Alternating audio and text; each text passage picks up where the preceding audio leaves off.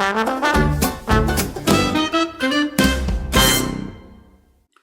welcome to the Always Be Comedy podcast. Our guest today is the great Jack Carroll. Tim, we've got to say straight off the bat, what a great guy. Wonderful, wonderful man. Yes, I can you believe he's only 23? Sorry, weird way to start this. But If you'd said he was 37, what I mean, hang on, we're not saying he looks old, Jack. We're not saying he looks old. He's an old soul. An older soul. older soul, and he's had a career. He's been working in comedy now for nearly a decade, so more than a decade probably. I never with Jack. I'm 47. No way, I don't believe you. But when I chat with Jack, I feel like I'm talking with a mate that I've known for 30 years. I never feel like I'm talking with a. Hang on. There's no shade on 23-year-olds, but I never feel like I'm talking to someone who's over 20 years my junior. Maybe it's just that I'm immature. Old soul is a fair assessment. Also, is absolutely fair enough. Yeah, and I think it's just he's been a comedian for over a decade now. So I just assumed, well, you can't be 23. You're not allowed to be 23. An amazing, amazing thing. He is a lovely, lovely man, and also he's only 23. We'll stop going on about how he's 23 soon. But the amount of things he has done. Lively Apollo. He was obviously launched on Britain's Got Talent. He's on Coronation Street. He was doing Frankie Boyle's New World Order. He's done a lot of different, interesting things. It's a very varied career already at such a young age. I think that's the last time I mentioned 23. So he's 23. Oh yeah. He was 14 when he did Britain's Got Talent. Yeah. And then there was the gig. I mean, he tells the story. It's a great story. He tells her about doing a set at his parents' wedding anniversary. So what would he be? So it may have been 13 then. So it might be a decade of, or the best part of a decade anyway. Yeah. That's true. That's right. That story, I didn't know any of that. No. You know what? I won't stop talking, James. He's great. We've always vibed well with Jack when we gigged with him before at 99 and what have you. I think I'd forgotten just how much I love him. yeah. I hadn't seen him for a while. He's just a charming, wonderful young man. He's so innately likable. He really is, and you sort of got because I remember, I'll say this: he was so likable on Britain's Got Talent. I used to love Britain's Got Talent, and sometimes when you see a comedian on Britain's Got Talent and they're very likable, you're like, okay, great, but is this sort of all there is to it? And then you see his stuff, and his stuff is really well written. It's a lot darker than you'd expect from a comedian off Britain's Got Talent. And I was like, oh, this guy is very much the real deal. He is the real deal, and you can catch the real deal on tour. His new tour, Tim, is called, and we talk about the title, The Fall Guy. The Fall Guy. And he says, why am I spoiling this episode? He explains how it came to him. Right? Stop spoiling the episode, James. If you visit his website, jackcarroll.co.uk. Tim, what I like about Jack's website is he's kept it simple. He's kept it on the dance floor. Absolutely. Everything you need, really. Largely, if you're a comedian, the things you need are where can you see him, where are the dates, where can you get in touch with him for corporate work, to be absolutely fair. And it's all there. Read them and wait. So the tour starts 13th of February in Bradford, 14th in Sheffield, and then Birmingham. People of London, you can catch him at the iconic Leicester Square Theatre on the 21st of February, and then it's on to Cardiff. I'm sort of committed to saying these dates now. Salford, Faversham, Cambridge, Bedford, Southampton, Aylesbury, Chelmsford, Bristol, Bath. Oh, Jack, Leeds is playing the historic, tear-inducingly historic City Varieties on the 23rd of October. The Stand in Glasgow, the Stand in Edinburgh, the Stand in Newcastle, the Holy Trinity of the Stand, Colchester, Stockton. So, Jack Carroll, uk facebook.com/live-shows. Check out all the dates there. And it's your chance to see a fantastic comedian, a ferociously funny dude. I mean, these are great. Jason Manford says, incredible. The Guardian, Carroll is terrific. And then from the great Frankie Boyle, Jack is a master of both comedy and Gnostic wisdom. Very good. Very Frankie. Of course, we always be comedy, have many shows of our own coming up. If you're listening to this on Tuesday, the 18th of November, we have a work in progress with Catherine Bohart tonight. Catherine has just announced a tour. Tim, Borrowing Trouble? Borrowing Trouble, yes, absolutely. Very exciting, playing some iconic rooms on that tour. And you can see it at the very early stages in an exciting way at the Tommyfield. There's about a row of tickets left at the time of recording. They might even be rapidly going down at the time you're listening, but Catherine Bohart, just one for greats. One for greats. Yeah, so funny, so great. So quite literally, last few tickets. Tim, in fact, I would say, generally speaking, because a lot of the shows are sold out or selling out. Yeah. So we are adding lots of shows to 2026. Oh, I'll tell you what, check this. Tuesday, the 2nd of December, mate, Sarah Pascoe, Jordan Brooks, Ori Styler. God, that's good. That is really, really good. Just some of our all-time faves. Killer Bill. And then 2026, you will find the likes of Anya Magliano, newly crowned Taskmaster champ Maisie Adam, Phil Wang, mystery guests. Joe Kent Walters is Frankie Monroe. Very exciting. Very exciting. Henry Packer, Mike Wozniak, the Reese James lectures. Reese was on irresistible form last night doing the... Yeah. Reese, Samira Banks and Nish Kumar all in one night all did the Chelsea Kennington double. Tim, that's incredible. That is very good going. It's one of those things where it's like, is this double going to work? And then thankfully we have evidence. 3 out of 3, yes, it works. Really, really just exciting. Really exciting seeing someone come off stage being like, right, you're off to our next gig in a nice way. I absolutely love it. It's only now that I've said that in real time that 3 of them did it in a night. Oh, yeah. God. It makes my heart sing, makes my trousers twitch. That was too much. Hopefully, you go on. Please go on the web. Sound like Partridge. Seriously, please. If you go on the website, alwaysbecomedy.com/tickets. Oh my gosh, there are so many shows. Also, we've just added a £5 show. It's called Ian Smithy's Radio Gaga. We've only called it that because it's Ian Smith running through a lot of material for his upcoming radio show. The plan is to do 2 halves for a £5 for Ian Smith. Oh, what a time to be alive. God bless us all.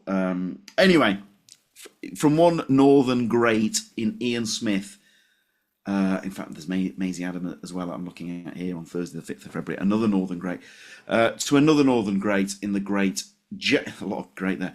The superlative, there we go. Jack Carroll. Here he is.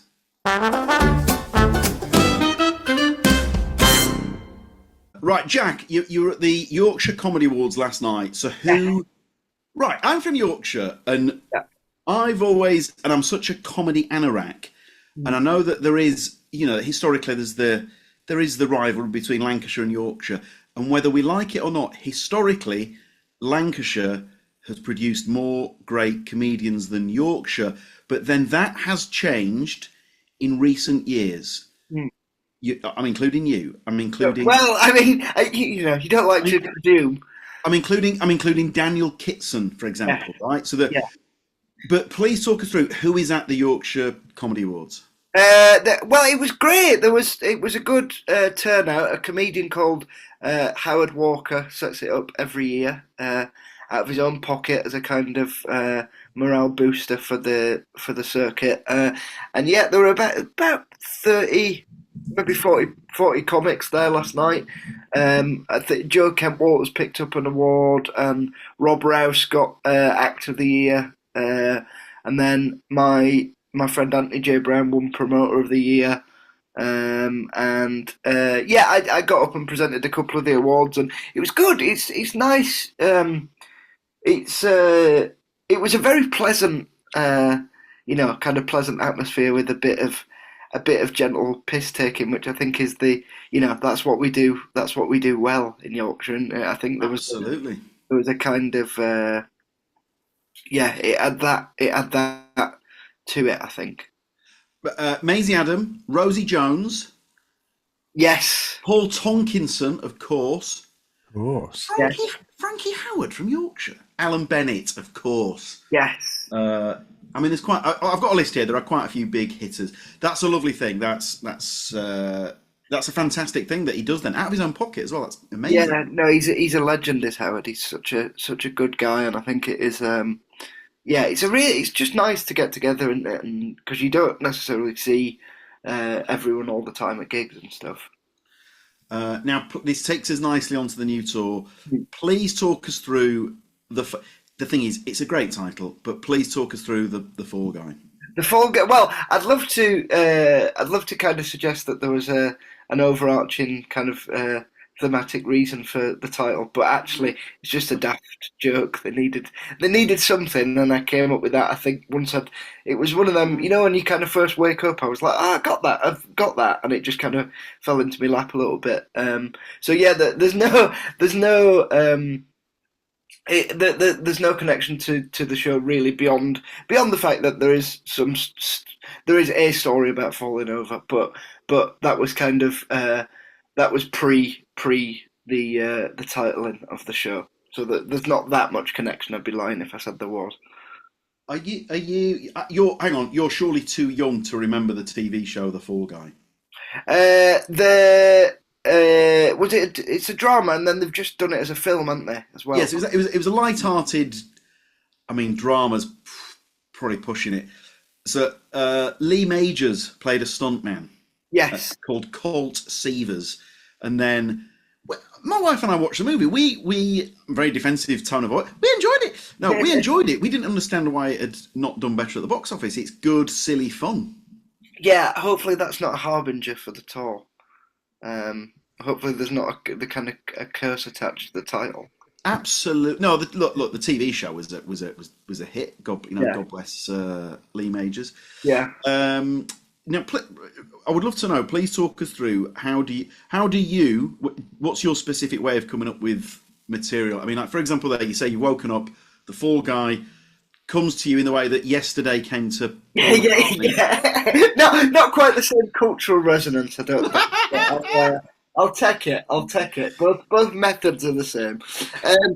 I think I don't know about you, but I find stand up the hardest thing to write of anything that I have to write, and I think it's a very kind of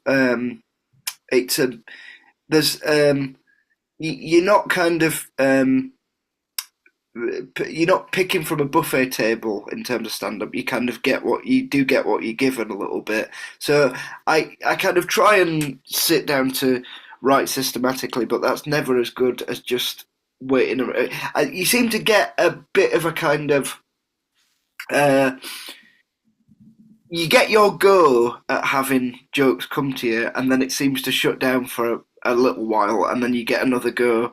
You get kind of let into the room again for a little bit, and then it shuts down again, kind of thing. That seems to be how it works for me with the best stuff anyway, because I think it is conversational. So if you sit down with a kind of intention and try and force it too much, then it sounds written, if you know what I mean. So you think it's quite bitty. So sometimes something will come to you. You're in that flow state. Call it whatever you want, and you write some stuff, and then you feel for whatever reason the doors close a bit. Yeah, I think so. And I mean, it's almost two different. I can tell the difference between a bit that I've sat down with a pen and paper and written, and a bit that's just come into my head that I've never really kind of put that structure around in terms of sorting.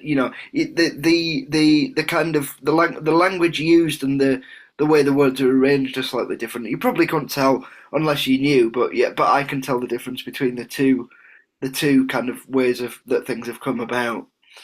With some acts, do you not think when it's a written bit, there's something, and only maybe we can spot it. I'm trying to sound like Jedis or anything. Is that little bit more mechanical than the bit that's probably come while they're Yeah, yeah. I think there is a difference, and both are kind of nice, really, because I think there's a in the more conversational stuff. There's like a kind of, oh, I'm just genuinely funny. Whereas if you write, it's almost a kind of, um, the reward is for cleverness rather than it's cleverness versus kind of immediacy, and both of them are enjoyable to do. But you kind of sometimes, when you go, you've thought about the wording and you've actually written it down and kind of done it in terms of seeing how it sounds read off a bit of paper. That they sound different, but they're both fun to perform and rewarding in different ways. I think, aren't they? Yeah, sure. I mean, also you're one of these people. I remember Norm Macdonald said about Adam Sandler that he'd grown up with his movies, right? So he did. I know he's done Happy Gilmore too, but Mm. when he was younger, Happy Gilmore is very much a young person's. You can tell it's made by a young man, and then he makes something like Uncut Gems, which is a masterpiece. You have a. I mean, I'm really putting the compliments your way, but you are someone you have grown up with your comedy, haven't you? Yeah, I think so, and that kind of also you get better at doing it, so that means you can do different things as well because you kind of go, oh, that bit that wouldn't necessarily have worked 6 years ago when I wasn't as good at doing it. You can kind of revisit and and rejig and see whether there's a different way in or that kind of stuff. And I think yeah, I think that's a good thing. I mean, I don't know whether this kind of um, one show a year thing is necessarily the best for getting the best out of people because I think you need I was thinking about this right in the show. Like you need a bit of time to let the kind. It's a bit like again. It's I'm going to cringe when I listen to this back and realise that I've used this metaphor. But like it kind of like it's like ploughing the field, isn't it? You need time to let the things start growing again before you go back in and you know. And I think that is it's good for stand up's a good way of kind of checking in where you're at. I think as well because you've got to kind of examine what you think about stuff. Was that George Carlin? Was he the one that started all this new show every year? Yeah, yeah, I think, and it's kind of an American thing, and I think it's kind of yeah. There's a bit of a kind of Protestant work ethic to it, and I don't know whether that's the best way of going. Like, I think you need time to kind of figure out. It seems to me, and this might just be because kind of people say you should write more or whatever, but stand up seems to be a slow burning thing for me, and it's always live, like it's never quite it's never finished in a way that other things maybe are. I think, like you say, it grows with you over time. We've seen, I mean, we've seen acts build up a tour over the course of two, pretty much 2 full years, Yeah, and it's yeah, no coincidence that these are, I would say, the best comedians. I mean, among the best comedians of all time. I mean, yeah, look, I mean, don't get me wrong. Those that do it every year, good God, yeah, could not admire these guys more. yeah. I do also get why certain acts might do it once every 2 or 3 years. Yeah, because I mean, it's hard. Writing stand up is really, really hard. It doesn't. It's not. I think because there is a kind of point to it, which is to make people laugh, and you've got to get a laugh every 25, 30 seconds. Really, like that's hard going in terms of coming up with stuff that's interesting and that as well on top of the other demands that it makes on you. It's a difficult it's a difficult style of writing, I think, to do. To anyone that's not seen you live before, Jack, or anyone that's not yet to get that ticket, what can they expect from you, Jack? Well, I would say obviously I've got cerebral palsy, so the cerebral palsy kind of I think it's the lens through which I see everything else. Really, I mean, I kind of like you kind of it it hones those instincts for kind of awkwardness or a kind of a slightly sideways look at things. So I think that kind of informs everything else. But I mean, it's I think I managed to get, because I think people have known me from quite a young age and stuff as well. I get away with a lot darker stuff than I necessarily should be able to, because people just go, "Oh, he's been lovely," but actually, then when they think about it in the car on the way home, they go, "Jesus Christ, that's a horrible thing to say." So that's a nice thing as well. I think he's trying to. I think that's the thing with with doing like darker stuff or whatever. Like the job is to trick people into thinking that it's a nice thing that you've said. Or at least a non-contentious thing, and then if they were to think about it at any length, they would feel. I think that's rather than causing offence or shocking, just for the sake of it. I think the trick is to kind of disguise it in a way. Yeah, yeah, and as you say, then there's humour in the fact that they don't see something coming. Yeah, exactly. Because I think then it becomes So it's that kind of under the radar thing as well. But yeah, I think it's those kind of grey areas are the waters I like to swim in. It's good fun to kind of keep things slightly uncomfortable and then kind of puncture the tension. Was it always there? Was the will to be a comedian? Is that a lifelong thing? Yeah, but right from being very young, like strangely young, 6, 7 years old, kind of. That was there, and I think like that's a really I'm really kind of grateful for that, because it's nice to know what you want to do with your life from very early on, and obviously that you kind of change along with that goal as well. That's not to say that it's like fixed or whatever. For life, you kind of your reasons for wanting to do it, I think, change as you get as you kind of you change yourself. But I think having that kind of basic intention to begin with is a good thing. Given James Corden played Paul Potts, that was a thing that happened, wasn't it? I've not had a malarial dream there. That was the Cambodian dictator. That was it. That was the film I'm thinking of. That was one of my favourite. When he started killing all those people, and then it's like, oh, it's Smithy from Gavin and Stacey. What's he doing? Committing genocide to all those people? Brilliant. What's he like? Brilliant. My best. But he did play the Britain's Got Talent tenor, Paul Pot. Was that sort of thing ever on the cards? For me to play the Cambodian dictator. Yes. Yeah. I got my questions. I got in the room, and then they said, look, we're going to go in a different direction, I think. And I just had to say, well, fair enough. I mean, I went a bit Daniel Day-Lewis. I went method. I started committing war crimes against my own people. But if you guys want to go a different direction, then that's fine. But no, I think as well, like you kind of, it would have been slightly weird if they'd. Because I was only 14, so if they'd done a film about me, what are you going to do? I'd not lived that much life to do a film about it, I don't think. I just think it's such a remarkable. I mean, it is objectively a remarkable story. Because in the US, they make a biopic if someone opens a bottle of Tizer. Yeah.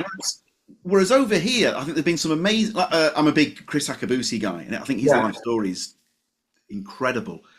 And I think there's certain people over here I think would make a phenomenal. Yeah, we get a Friday night Channel 5 documentary, don't we, where we get talking heads to come on and true. Where they get Timothy Chalamet playing them or whatever. We get like Stuart McConey coming on and talking about how good we were.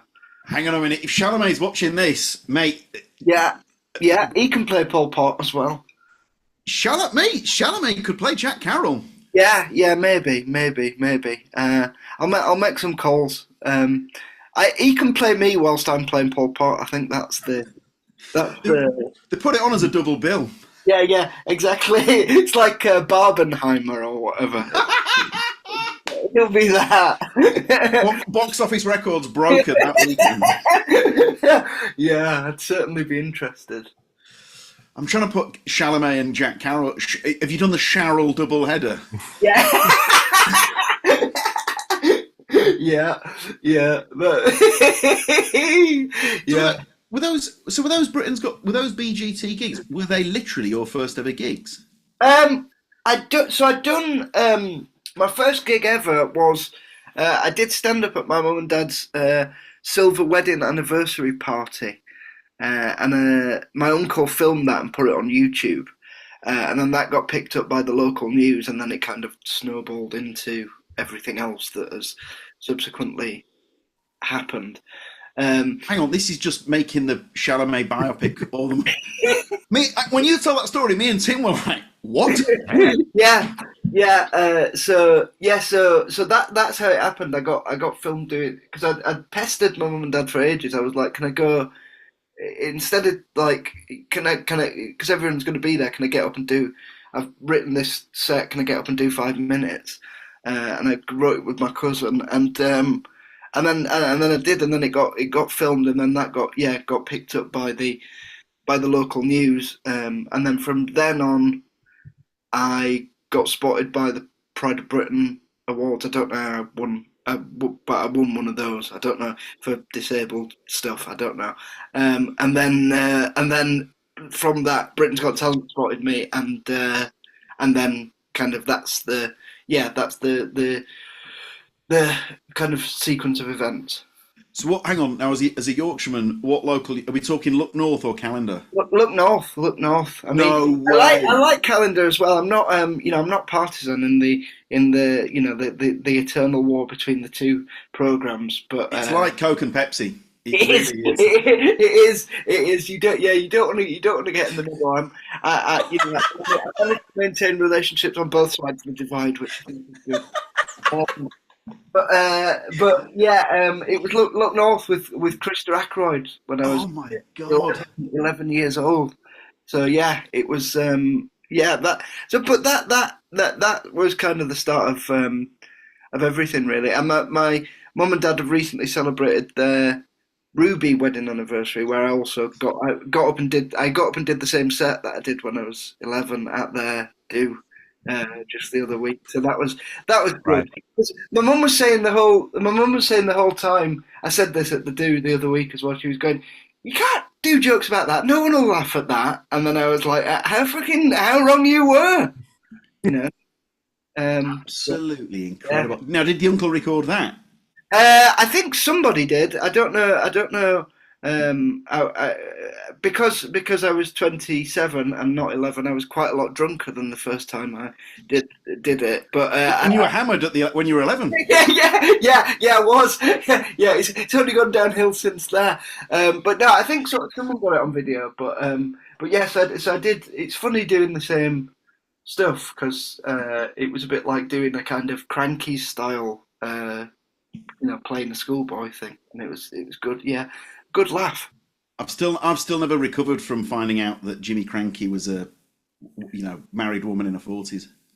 Oh, I thought you were going to say swinger, but I mean, God bless him. Whatever lights your candle. Yeah, exactly. I mean, did she wear the uniform? Hope not. Hope not. I mean, it's if anyone's having their breakfast. No, hang on, take that out. I can't say that. What's that phrase? Was that phrase, isn't there? You mustn't yuck someone's yum. You were at a fork in the road there, thinking, do I pull on this thread? Yeah, and I actually pulled on a different thread, and it was worse than the thread I was initially going to pull at.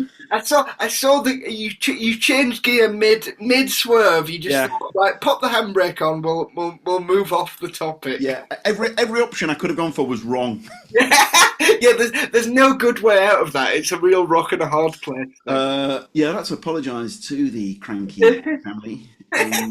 All of our listeners. All of the pupils at his school. Absolutely. I mean, that was that. Yeah. I made every wrong move there. That was like when the playback a goal match of the day, and like every decision the defending team makes was the wrong one. Oh, that's a bad one. Yeah, I could have cleared that so many times. yeah, that's great. So, Jack, when you were breaking through on Britain's Got Talent, I remember Frankie Boyle really got involved Yes. and was very supportive. Yeah. So the two things you seemed to be doing were Britain's Got Talent and Frankie Boyle support slots, who are obviously like extremely different audiences.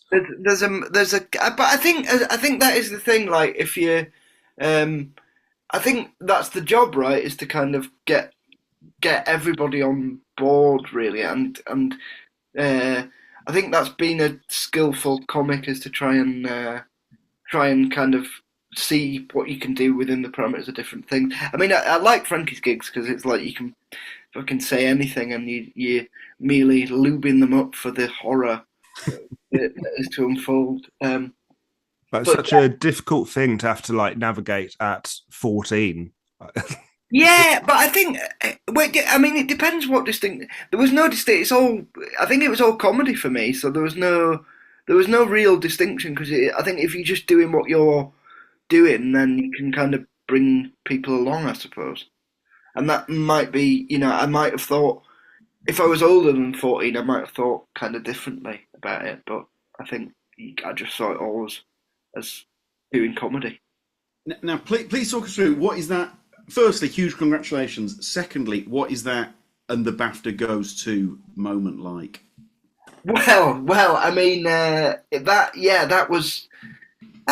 it's an insane thing. I mean, it's still not quite sunk in, almost, a couple of years down the line.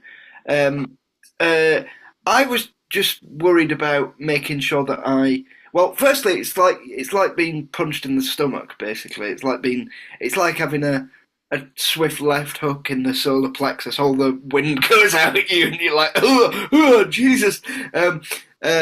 And then obviously I had the logistical challenge of making it to the stage in time to kind of keep the show running. So I was like, I need to speed this up as much as possible. And then you don't want to forget anyone's name that's involved with the show either. So that was the next thing. And then after that, once I'd sat down, I could start to kind of enjoy it, really. And I think that if they could bottle that and sell it, it'd be a really, really, really popular drug, because I was just it was. I mean, I think it's that thing of like, it's voted for by people who know how hard it is as well to get something away and to kind of make it good. So yeah, that was a really, really nice moment.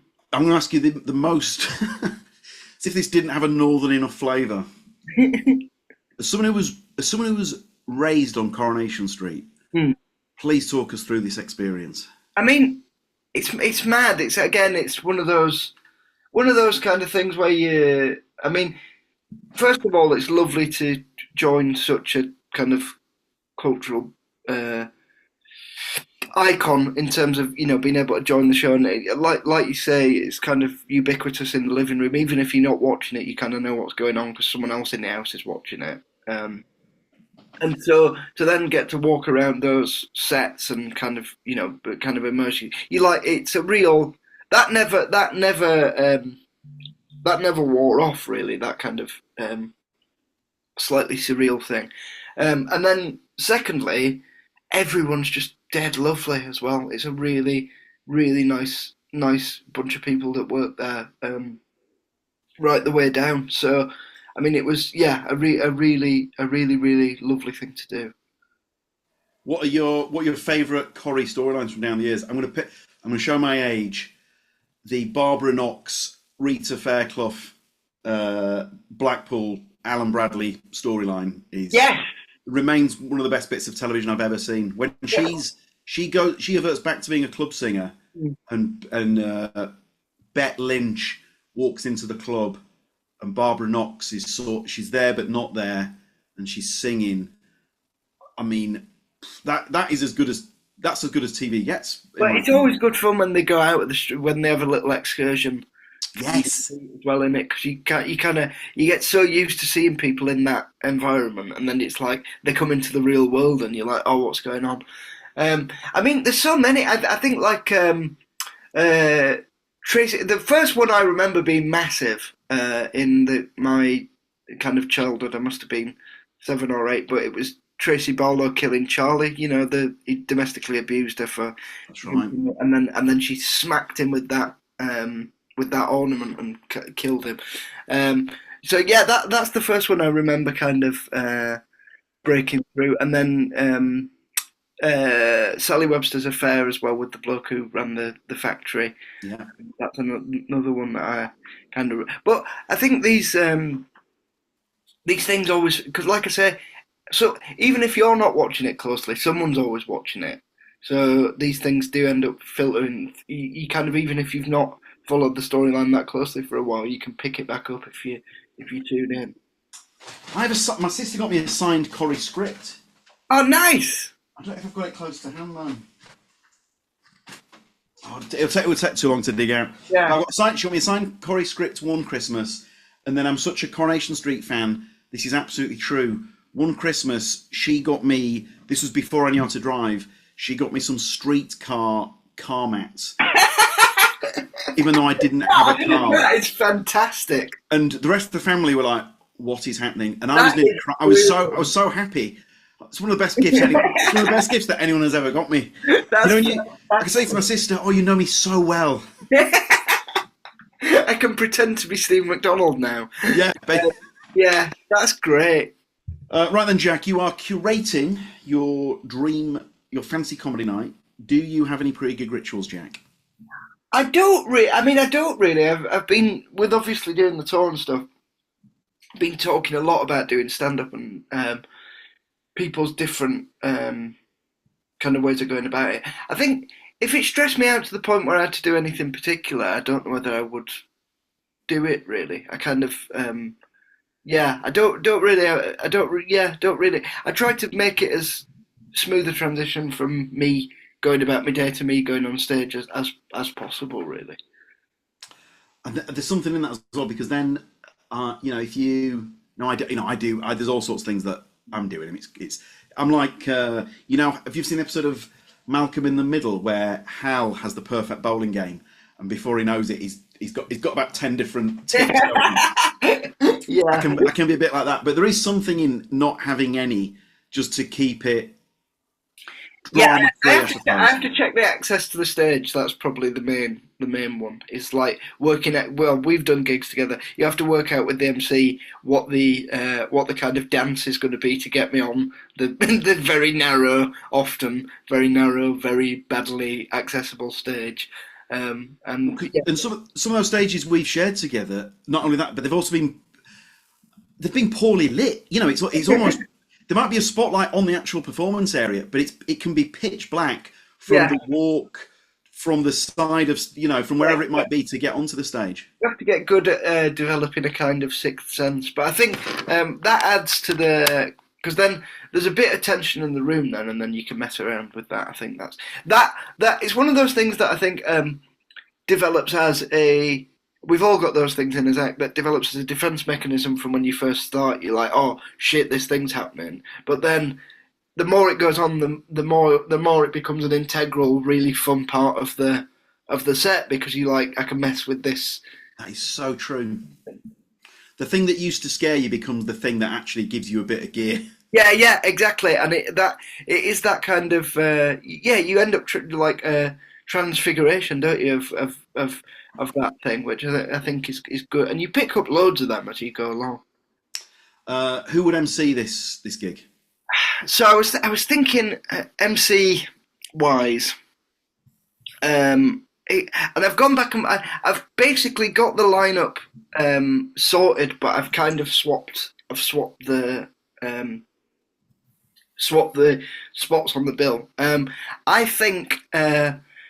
One of my favourite comedians ever, and I've met him once. We had a good chat, and he's a lovely bloke as well. Frank Skinner, I think, would MC it for me, because I think he's in terms of banter with the audience and stuff. Because I've seen Behind the Curtain. I know how the rides work, and I know how you get into chat with the audience and whatever. And he still makes it seem as if it's completely happening in the moment. And it probably is because he's a really funny bloke. But it's that thing of someone who, even though you know the tricks of the trade and how things work and stuff, someone who can still get you into that kind of original, like when you were a punter kind of state of watching comedy. And he's one of those guys when he's doing his audience interaction. So yeah, I think I'd have Frank Skinner MC it. Great choice. I quite like an MC that with funny bones, and Frank has absolutely got that. Well, people just you want someone that people like, don't you? As well, I think that you can kind of get away with a lack of likability if you're doing the other sports, but I think people have got to warm to an MC, otherwise it's dead in the water. That's right. Who would open? I think, and we've mentioned him previously on the pod, Frankie Boyle to open. You're either in or you're not. Yeah, well, I just thought you kind of set the tone for the evening, and I think in terms of proper gags, if he's just going on and doing 20 minutes of gags, that's going to be a really, really strong start to the show. Frankie's also he's a more beautiful writer than he's sometimes given credit for. Yeah, I mean, the structure and the quality of the writing is just, he's among the very, very best. Well, yeah, and there is a real there's a writerly intention behind it as well, I think, and that's the thing. And I think the more he's kind of, he's written the novel and he's written a couple of non-fiction books and stuff, and the more that's come out, the more you can kind of see that in the stand-up as well. But I think he's great. I think he's one of the very best that we've ever had. Because I was a massive, probably kind of not very age appropriately, I was an enormous fan of him right from being a very young kid with Mock Week and stuff. I remember I always tell him this story. Someone bought me his autobiography for Christmas, but if I was reading it in public, I'd have to put it inside a Peter Kay dust jacket. So yeah, most my door has ever gone in my life. No bother. So what's happened? It's the annual testing of our burglar alarm. Oh, it comes round quicker every year. And so he's God bless him, lovely guy, but every 2 minutes he's deliberately ringing the bell, setting the alarm off. Is it is he dressed in like a black and white top with a little mask on? Yeah. It's fine. His bag was heavier on the way out than it was in, but I'm sure it's fine. Who would middle? I think. So I've gone back and forth on this, but I think there needs to be a bit of North American flavour. So Norm Macdonald, I love Norm. So and I think he's a kind of a bit more of a kind of he's got that gentle old Hollywood cool about him. So it just settle everyone down for a little bit. I think he's not, he's he just chilled the audience out. And I think giving him a middle is obviously a bit of a disservice, but I think he'd nail that perfectly. He's surely top 10 greatest of all time. Yeah, which you want, don't you? If you're gonna curate a gig, you want to get one. No, so what I mean by that is that us three love him, but I'm not sure that, say, my dad who loves comedy, I don't think he'd be familiar with this stuff. Like, not enough. Maybe not British people are as familiar as they might be with Norm. Yeah, and I think but then again, he's getting more because like the Weekend Update and stuff, like they always go around on Instagram now on the reels and all that kind of thing. So I think it's because I've had people go, "Oh, have you seen this guy from this country?" So I think he's getting about a bit more, but just at the wrong time. Well, Judd Apatow is now making a documentary, isn't he? Right. Okay. I loved his Gary Shandling one. Have you seen that? That was really, he's a phenomenal documentary maker. Yeah. So that would be brilliant. But yeah, I thought at that juncture in the evening, that Norm would be brilliant. Is it? I mean, it's a big question. This is it the angles that make him special? I I think it's just that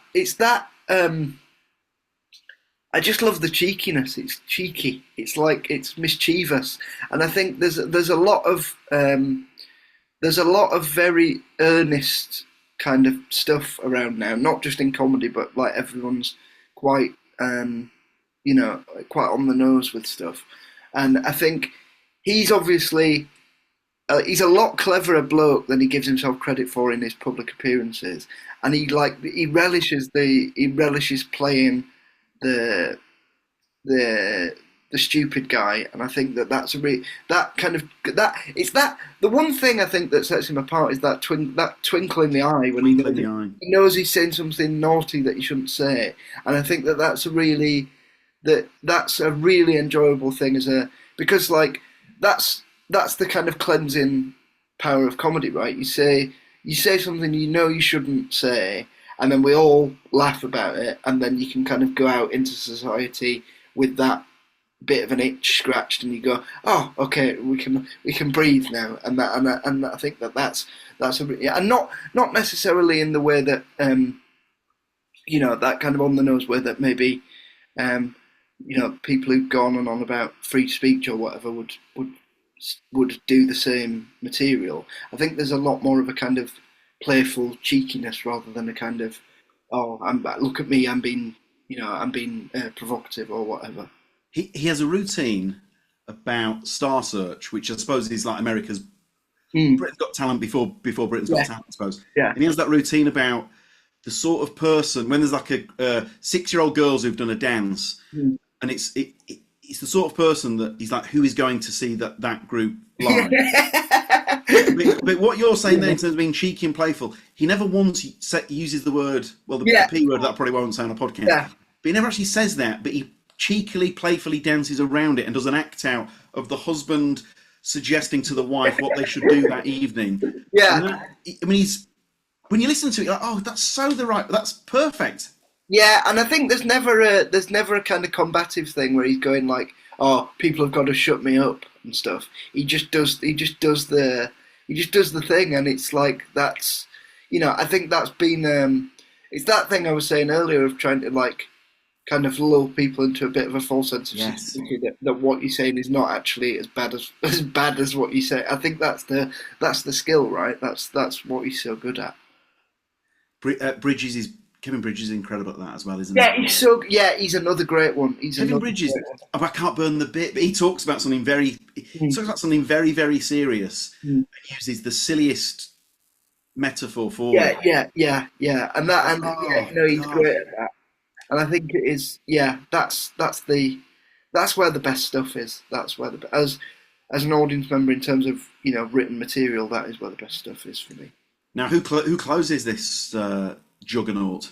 I've gone big, mainly because there's so many. I've got so many brilliant mates on the circuit that I didn't want to offend any of them by their absence, because I've worked with so many brilliant comics that I thought it was safer to pick a dead American comic than a friend.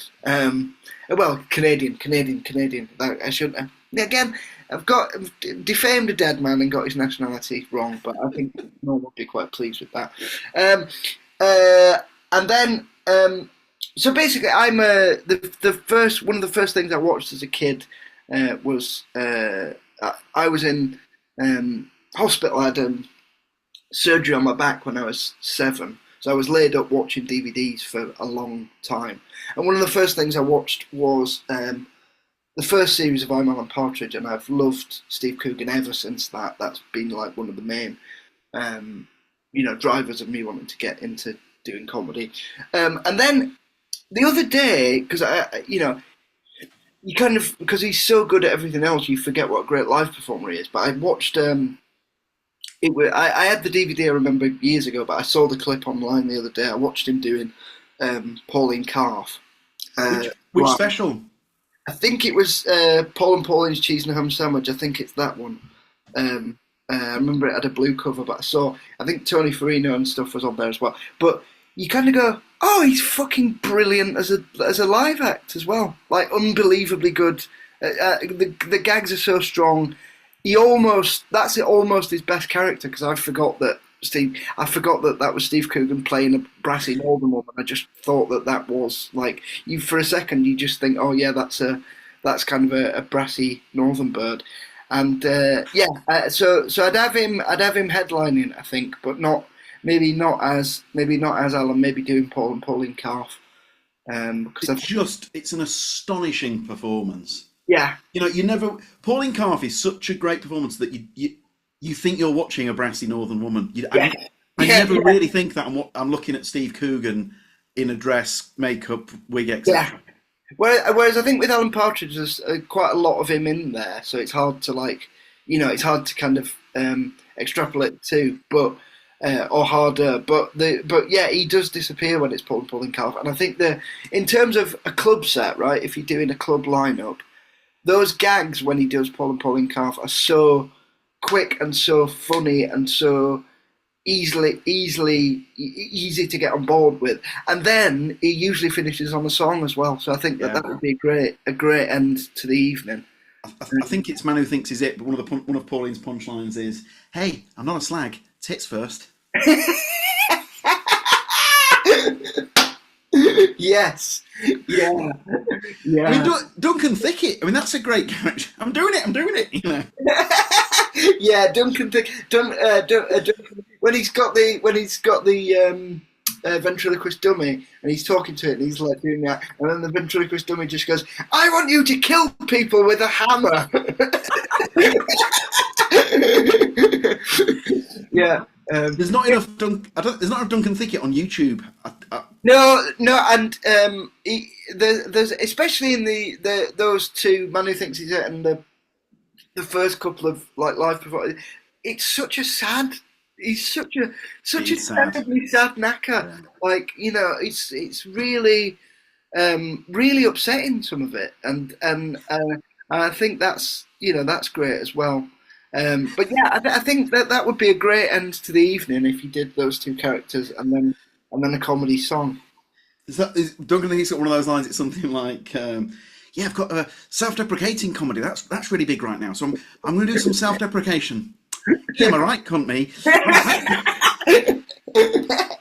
Yeah, because he's revealing the kind of mechanism, but in a lovely way, not in a kind. He thinks he's doing a great thing. I think that's the other thing as well. He thinks that like that is comedy, just saying, kind of saying the bare bones of the mechanics of what we all do. It's a great, fantastic. What a great choice.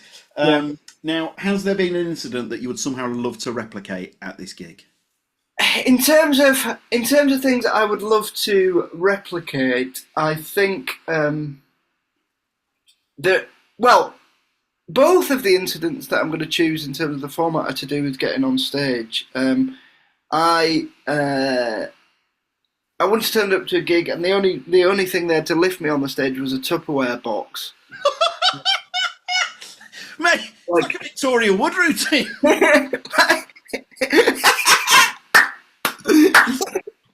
That's great. Yeah.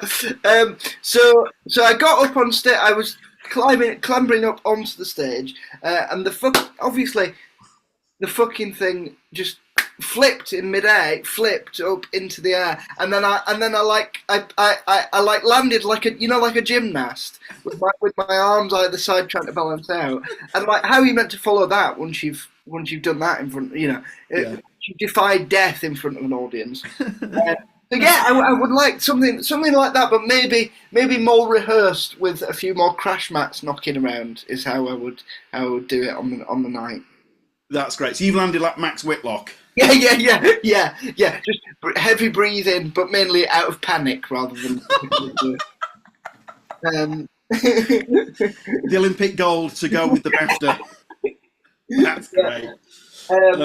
Now, has there been an incident that must not happen at this gig? Yes, there has indeed. I mean, so both those incidents for the same promoter, I fell backwards off the stage at a gig because obviously small stage, like a box, like a pallet stage. We've all done them, and my walking frame, I must have leant back, in riotous laughter, having delivered an amazing punchline. I must have, really self-satisfied, leaning back, and then that carried me off the stage backwards, right?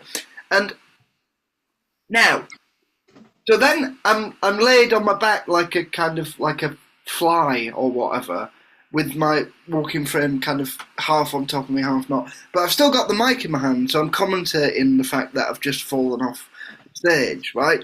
And so everyone's like laughing their head off and whatever. Because again, I like to play with tension. It doesn't get much more tense than a bloke in a walking frame falling backwards off a stage, and then diffusing the tension by kind of commentating the fact that no one's come to pick him up or whatever else, right?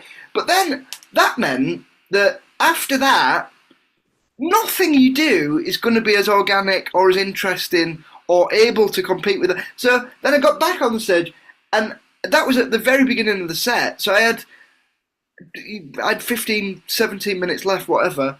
And then you go back into material, and everyone's just like, well, it's not as good. So do the falling off the stage thing again. And I was like, well, I can't. These jokes are all right, but they're not as good as a man falling backwards, or Evel Knievel style, off the stage. So I had a bit of a shit set then after that, because I couldn't follow myself, causing myself physical injury. And also the way you've coped with it by doing the commentary while on the floor. Yeah. That's just brilliant stagecraft, isn't it? Not going to be as good as doing, the gags are not going to be as good as that, though. So I kind of, I shot myself in the foot a bit. I got in a taxi the other week, and the driver said to me, my ex-missus ran a gig that you did. You fell backwards off the stage, right? So he's done the round, a bit like like Dylan going electric. It's done one of those kind of fame. If Chalamet is going to play me in the biopic, that'll be the freeze frame where it's like, how did I end up there? Is the fact that I fell backwards off the stage at a village fete in Greater Manchester. Yeah. Outstanding. Yeah. There is also one other story which I'll tell you. I'll tell you off the air because it's in the show. But yeah, that is something I really would not want to repeat that happened at a gig that's in the show. So if you come and see the show, I'll be telling that third story on stage, which makes the other two look like a picnic, to be honest. Well, Peter Ustinov would be proud of that, so that's very clever. So, to hear that story, tickets to Jack Carroll, the Fall Guy. That's capitalism, folks. Now, final question. How do you unwind after a gig? I usually... I like to not eat for most of the day if I'm doing a show, and then I will get an enormous takeaway after the show, usually when I get in like late at night. So you don't eat for the whole day? No, I'll have something, but I won't have like dinner or anything until after the show. Just because I'm excited about like getting in and getting a takeaway, and then I'll either put like ITV2 on, or I'll put something like one of those things that if Goodfellas is like halfway through, I'll put that on the TV, and just something to kind of to chill you out, and then I'll eat, and then I'll go to bed. There was a comedian, I'm going back about 15 years, open mic circuit, and he had this great routine about how, say you say there, Goodfellas comes on, and it's 11 o'clock at night, and he has to watch it to the end, even though it's 2 o'clock in the morning, it'll ruin his day, and he looks down and he's got it on DVD. But because it's on ITV2, he has to watch it to completion. So you often find one of them. That's usually what I will do, because there's a nice feeling of like being awake when other people aren't awake, kind of thing as well. Like you've done your bit, and now you're kind of on your own, aren't you? So it's fun to be awake when other people aren't awake. Timo, do you relate to a bit of that? Absolutely, yeah. I think I've realised a lot of the editing happens at about 1 a.m. Mm. because it's the only time people aren't awake and my phone isn't pinging, basically. So I The By bloke the way, in, that's on me for making that phone ping. So I'd like to apologise. and it's always lovely to hear from you. the bloke in round doing the burglar alarm as well. That's Yeah. another inconvenience. Oh my god! Can we get him on the podcast? Yeah, probably at this rate. Yeah, Jack, thank you very much, and of course, I will send you the burglar alarm company's email address. Perfect, thank And you. they're on their way around. He's done great work. He's been a more interesting guest than I have, so that's good. You were a great guest, Jack. Yeah. I hope you know that. But yeah, give us a follow on Instagram at FatJacko, and there you will find all the details of the tour. It'd be great to see some of you listeners there, and I'll have to come and play the gig at some point. I've not come and played. Let us know when you're in London. Yeah, will do. All right, chaps. Cheers, Jack.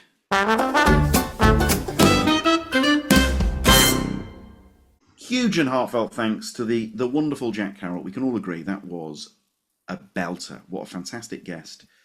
Great stories. Tim, I mean, is that Peter Ustinov? An absolute anecdote machine.